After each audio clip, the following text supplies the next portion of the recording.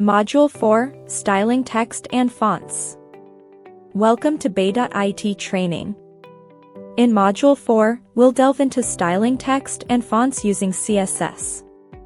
You'll learn how to use text properties like color, alignment, and decoration to enhance the appearance of your text. For example, you can center text and underline it like this. CSS. P. Text align, center.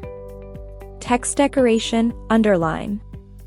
We'll also cover how to use web fonts, including how to import and apply Google Fonts. CSS. At import URL, https://fonts.googleapis.com/css2, family equals Roboto WGHT at 400, 700 and display equals swap. Body. Font family, Roboto, sans serif. Exercises will help you practice these skills, and a lab project will guide you in creating a styled text page using various font properties and web fonts.